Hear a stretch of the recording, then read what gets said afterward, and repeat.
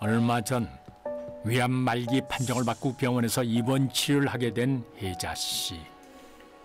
두 남매는 혜자 씨를 곁에서 살뜰히 보살피는데요. 엄마, 한 입만 더 먹자. 어? 그래야 약을 먹지. 그래 엄마. 조금만 더 드세요. 자식들의 성화에 혜자 씨 겨우 한 수를 더 넘겨봅니다. 그렇게 세 식구가 시간을 보내던 그때 갑자기 시계를 보고 놀라는 혜자 씨. 얘들아, 시간 다 됐다. 얼른 일어나. 어머, 벌써 시간 이렇게 됐네? 오빠, 빨리 가자. 뭘 이렇게 호들갑이야. 설마 딱 맞춰서 오시려고. 네 아버지 성격 칼 같은 거 아직도 몰라? 괜히 마주쳐서 부스럼 만들지 말고 얼른 일어나. 내일 올게. 끝자니 남매의 아버지가 올 시간인가 본데요. 두 사람이 아버지를 만나면 안 되는 이유라도 있는 걸까요? 결국 도망치듯 병실을 나서는 두 사람. 그런데 그때 누군가를 보고 황급히 몸을 숨깁니다. 알았어. 아하, 바로 이 남자, 남매의 아버지인 병호 씨 때문이었습니다. 하마터면 딱 마주칠 뻔했군요. 그런데 문병원 사람치고는 어째 표정이 좀 이상한데요? 왔어요. 아주 살판 났구나. 살판 났어. 병원에 있으니까. 어? 무슨 말을 그렇게 해요. 일단 여기 좀 앉으세요. 자, 지금 대체 며칠째 이러고 있는 거야? 어? 집에 살림할 사람이 없어서 내가 얼마나 불편한 줄 알아? 내가 아파서 입원한 건데. 뭐라고? 아이고, 아주 난리도 아닙니다. 병호 씨 아픈 아내에게 이래도 되는 겁니까? 알았어. 내일 퇴원할게. 아휴. 진작에 그럴 것이지 말이야. 어? 나 내일 아침 먹을 시간에 맞춰서 집으로 와. 알았어? 알기만 해봐야지. 이제 보니 병문안이 아니라 아내를 퇴원시키기 위해 온 것이었군요.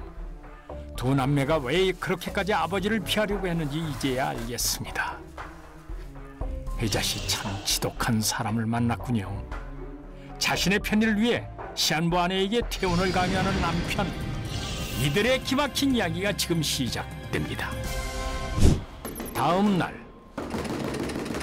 아침부터 누가 이렇게 남의 집문을 두드리나 했더니 네 엄마 여기 있지? 아, 병호 씨였군요. 퇴원 후 집에 오지 않은 혜자 씨를 찾으러 딸의 집을 찾은 것입니다. 내 이럴 줄 알았다. 어? 퇴원하고 바로 오니까 여기로 토껴. 좀 뛰어.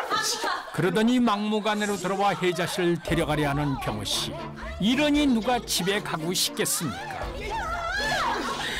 제발 그만 좀 하세요. 정말 해도 너무한 거 아니에요, 아빠? 이게 어디 도끼를 두고 대들어 그냥 내가 너만 모르고 해. 엄마 이렇게 아픈 거 다 아빠 때문이잖아요. 뭐야? 아빠가 평생 한 푼이라도 벌어본 적 있어요? 다 엄마가 번 돈으로 땅땅거리면서 사신 거잖아요. 아니, 이게 대체 무슨 말일까요? 사실 결혼 이후 줄곧 식당 일을 하며 가족의 생계를 책임졌던 혜자 씨. 그렇게 수십 년을 몸바쳐 쉬지 않고 일했던 것인데요. 아이고 혜자 씨 수고했어요. 그럼에도 불구하고 힘든 내색 한 번 없이 늘 긍정적으로 살았던 혜자 씨. 하지만 남편 병호 씨는 정반대였습니다. 평생 제대로 돈 한 번 벌어온 적이 없이 집에서 빈둥거리기 일쑤였던 것입니다. 당신 오늘 일 구하러 간다더니 안 나가셨어요? 어디 여자가 남자 하는 게 간섭이야. 내가 알아서 한다 그랬지. 게다가 성격은 또 얼마나 가부장적인지 혜자 씨 숨이 턱턱 막힐 지경입니다. 그런데 그때 내놔.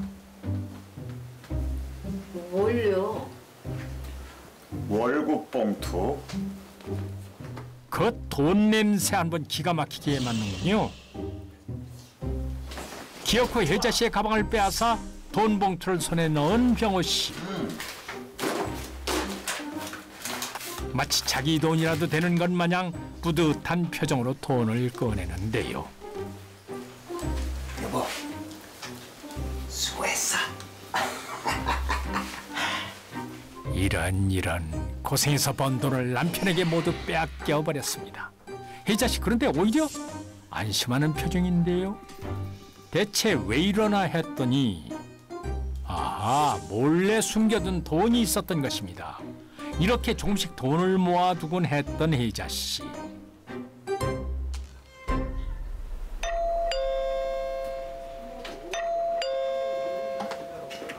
당신 왔어요? 오랜만에 딸 지우 씨가 혜자 씨의 집을 찾아왔습니다. 지우야, 이 시간에 어쩐 일이야? 그런데 무슨 일인지 도통 말을 꺼내지 못하는 지우 씨. 잠시 후 방 안으로 자리를 옮긴 두 사람. 대체 무슨 일일까요? 저기 엄마, 나 돈 좀 빌려주면 안 될까? 금방 갚을게. 돈? 갑자기 돈은 왜? 무슨 일 있어? 월세가 밀려서 쫓겨나게 생겼어. 형편이 어려워진 지우 씨가 돈을 빌리러 온 것이었습니다. 그동안 마음고생했을 딸을 생각하니 마음이 미어지는 혜자 씨. 서랍에서 뭔가를 꺼내는데요. 바로 통장이었습니다. 혜자 씨의 돈을 빼앗아 자신의 이름으로 통장을 만들었던 병호 씨. 그런 남편의 통장을 하나 몰래 빌려준 것이죠. 비밀번호는 아버지 생일. 그리고 이거 아버지한테는 비밀인 거 알지? 당연하지 엄마. 고마워. 꼭 갚을게. 그런데 그때 이를 어쩌면 좋습니까? 병호 씨에게 들키고 말았습니다. 이것들이 나한테 한마디 상의도 없이 이딴 짓을 벌여! 이리 내놔. 이리. 사정은 돌보지도 않고 무작정 통장을 뺏으는 병호 씨. 저 좀 빌려주세요. 저 꼭 갚을게요. 아빠가 시키는 거 뭐든 다 할게요. 그 말에 뭔가를 생각하는 듯한 병호 씨. 대체 뭘 하려는 걸까요? 며칠 후 손목을 다쳐 잠시 일을 쉬던 혜자 씨가 어찌된 영무인지 청소일을 시작했습니다. 한동안 일 쉬니까 몸이 근질근질하지? 당장 내일부터 돈 벌어와. 딸에게 돈을 빌려줬다는 이유로 병호 씨가 일을 시켰던 것인데요. 이뿐만이 아니었습니다. 돈 빌린 이자라고 생각하고 아침 저녁으로 와서 집안일 해. 알았어? 딸 지우 씨조차도 돈을 빌려준 대가로 일을 시킨 병호 씨. 참, 이렇게 지독한 아버지가 또 있을까요? 자기가 번 돈도 아니면서 말이지요.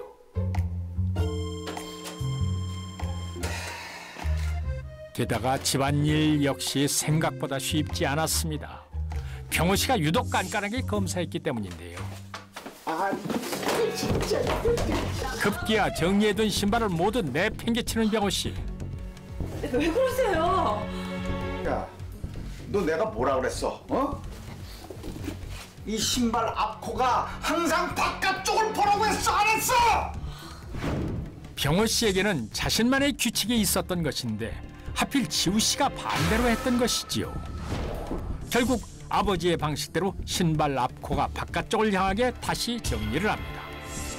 병호 씨 이제 속이 시원합니까? 하지만 이게 끝이 아니었습니다. 이게 뭐야? 너 내가 수건을 3번 접으라 그랬지? 세 번 접은 건데요. 모양이 다 다르잖아. 모양이 다 엉망이야. 이거 다시 해. 이거 빨리. 이거 다 다시 해. 다시 하라고. 다시. 이번엔 수건입니까? 거참 괴롭히는 방법도 가지가지입니다. 돈을 빌렸다는 이유 하나만으로 딸을 가정부 부리듯 하는 병호 씨. 정말 해도 해도 너무합니다. 엄마, 이제 여기서 저랑 살 거니까 제발 그만 좀 하시고 돌아가세요. 그래? 그럼 나도 여기서 살지 뭐. 병호 씨, 그게 무슨 억지입니까? 그러거나 말거나 막무가내로 방 안에 누워버리는 병호 씨. 정말 아나무인이 따로 없습니다. 이런 경우가 또 있을까요? 아유, 좋다. 그 모습을 지켜보던 혜자 씨. 그때 그래, 갑시다, 가. 딸에게 폐를 끼치기 싫어 결국 집으로 돌아가기로 한 것입니다. 엄마. 그냥 내가 집에 가는 게 낫겠다. 여보, 얼른 갑시다. 진작에 그럴 것이지 그냥. 원하던 대답이 나오자 얼른 일어서는 병호 씨. 참 대단합니다. 아이고, 맛있는 딸기네. 넌 그러는 게 아니야. 당신 따라와. 결국 퇴원 반나절 만에 다시 집으로 돌아가게 된 혜자 씨. 딸 지우 씨는 그런 엄마가 걱정스럽습니다. 할머니는 수입이 변변치 않은 남편 씨를 대신해서 평생 파출부 일과 노점상 일을 하며 생계를 꾸려왔습니다. 하지만 씨는 아내에게 고마워하기는커녕 돈에 대한 집착과 가부장적인 성격으로 가족들을 힘들게 했는데요. 심지어 할머니가 자신 몰래 딸에게 돈을 빌려주자 그것을 빌미로 아내와 딸을 괴롭혔습니다. 이런 그의 행동은 아내가 암에 걸려 병원에 입원해 있는 동안에도 계속됐습니다. 그런데 얼마 후 할머니에게 충격적인 일이 생기게 됩니다. 혜자 씨가 집으로 돌아간 지 석 달 후 병세가 악화됐는지 누워있는 혜자 씨의 안색이 좋지 않습니다. 계세요. 그런데 누군가 집에 찾아온 것인데요. 아픈 몸을 이끌고 밖으로 나가는 혜자 씨. 민혜자 씨 되시죠? 등기 네. 왔습니다. 아, 네. 어서오세요.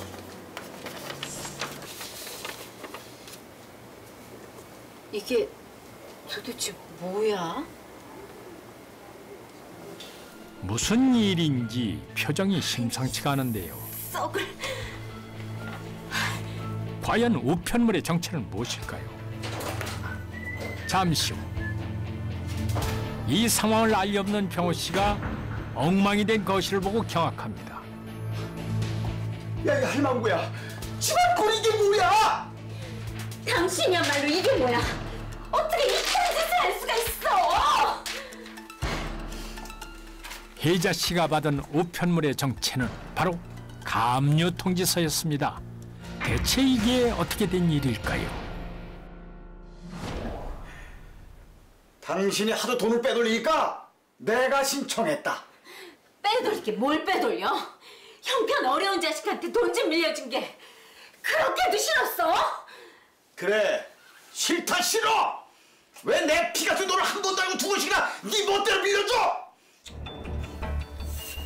혜자 씨가 지우 씨 말고도 돈을 빌려준 적이 또 있단 말입니까? 이야기는 2달 전으로 돌아갑니다. 퇴원 후 처음으로 병원 검진을 받게 된 혜자 씨. 왜 이렇게 몸 관리를 안 하셨어요? 상태가 너무 안 좋습니다. 지금이라도 치료 이어가시죠. 안타깝게도 혜자 씨의 상태는 더 이상 손을 쓸 수 없는 상황이었습니다. 문득 두려운 마음이 들기 시작하는데, 하지만 그것도 잠시.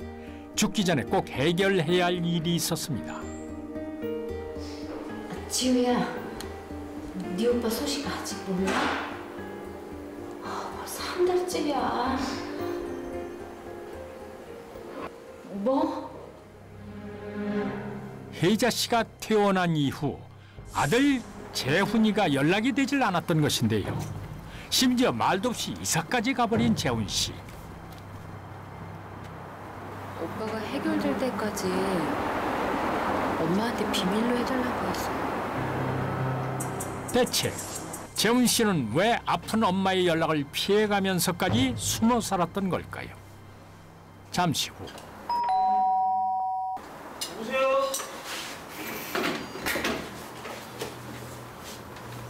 엄마. 어떻게 여길? 이놈아, 집까지 쫓겨나 이 지경이 됐으면 엄마한테 말을 했어야지. 아들내미 사업 망해갖고 이렇게 된 게 뭐가 자랑이라고 얘기를 해요. 일단 안으로 들어와요, 엄마. 혜자 씨가 퇴원한 이후 재훈 씨는 사업 실패로 그만 신용불량자가 된 것입니다. 엄마에게 이 사실을 숨기고 싶었던 재훈 씨. 어떻게 이러고 살았어? 아이 참. 혜자 씨는 차마 그런 아들을 두고 눈을 감을 수 없었습니다.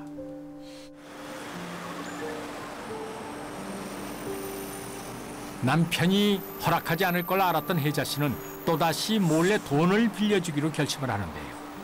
큰 돈이 필요했던 만큼 이번엔 직접 돈을 구하기로 합니다. 바로 집을 담보로 대출을 받아 아들에게 주려고 한 것이죠. 혜자 씨가 할 수 있는 방법은 이것밖에 없었습니다. 재훈아, 돈 보냈다. 그리고 며칠 후.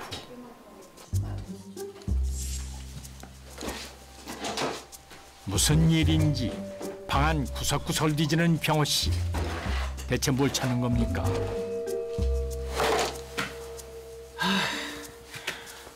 이 옆에 내가 돋보기를 어디다 둔 거야? 어? 하도 꼭 제자리에 두라니까 그냥. 또 남 탓하기는요. 그러게 자기 안경 직접 치우면 되지 않습니까? 겨우 안경을 찾은 그때 이게 뭐야? 손수건에 쌓여있는 웬 종이였는데요. 대체 이게 뭔고 하니? 아, 이런, 결국 대출한 사실을 들키고 맙니다. 혜자 씨 그렇게 잘 좀 숨겨두지 그랬어요. 이것들이 감히 내 돈을 빼돌려서 이딴 짓을 해? 이걸 그냥 씨. 또 한바탕 난리가 나겠거니 싶던 그 순간 갑자기 생각이 바뀌었는지 돌아서는 병호 씨. 다시 서랍으로 향하는데요. 그러더니 웬 도장을 꺼내는 병호 씨. 갑자기 도장은 왜요? 어째 불안합니다. 그 길로 은행을 찾아간 병호 씨. 이게 뭐야? 어? 이게 뭐냐고! 아니, 내 허락도 없이 주택담보대출을 해줘! 일단 진정 좀 하시고요. 저희는 아내분 지분율에 대한 금액만 대출해드린 겁니다. 그건 남편분 동의 없이도 가능한 부분이고요. 뭐야? 내가 이래서 공동명의를 안 하라고 했지? 나 그건 그렇고, 자 이거, 이거 당장 돈 좀 다 빼! 아, 인출기에서 직접 뽑으면 될 거 아닙니까? 아, 그런데 이 통장 병호 씨게 아니라 혜자 씨 건데요. 선생님, 이 통장은 아내분 거잖아요. 그러니까 아내분이 직접 오셔야 된다니까요. 뭐야? 아니 내 마누라 돈 내가 빼겠다는데 그게 왜 안 돼? 자, 죄송합니다. 아무리 남편분이셔도 그건 절대 안 될 것 같습니다. 들어가시죠. 그러게 우길 걸 우겨야지요. 그날 밤 아내 몰래 거실에서 뭔가를 쓰는 병호 씨. 종이의 정체는 놀랍게도 차용증이었습니다. 내용을 꾸며 쓰는 것은 물론 아내의 도장까지 도용한 병호 씨. 이거 명백한 범죄입니다, 범죄. 결국 그 거짓 차용증으로 아내의 적금 통장에 가압류 신청까지 한 병호 씨입니다. 당신이 하도 돈을 빼돌리니까 내가 신청했다. 빼돌리긴 뭘 빼돌려? 내가 평생을 참아왔지만 더 이상 못 참아. 뭐야? 다 죽어가는 할망구 못 참으면 어떡할 건데? 끝까지 뻔뻔하기는. 두고 봐, 당신! 혜자 씨, 이제 어쩌면 좋습니까? 할머니는 집을 담보로 대출을 받아 사업 실패로 힘들어하던 아들에게 돈을 빌려줬습니다. 이 사실을 알게 된 씨는 크게 분노했고 결국 해서는 안 될 행동을 하고 맙니다. 바로 가짜 차용증을 만들어 아내의 적금 통장에 가압류 신청을 했던 겁니다. 남편의 이런 행동을 알게 된 할머니는 이용 소송과 함께 남편을 사문서 위조 혐의로 경찰에 고소합니다. 사문서 위조죄는 5년 이하의 징역이나 1,000만 원 이하의 벌금형에 처할 수 있는데요. 미수범 역시 처벌이 가능해서 할아버지는 처벌을 피할 수 없게 됐습니다. 결국 벌금 수백만 원을 내게 된 병호 씨. 아내에게 해코지라도 하려고 찾아온 것일까요? 당신!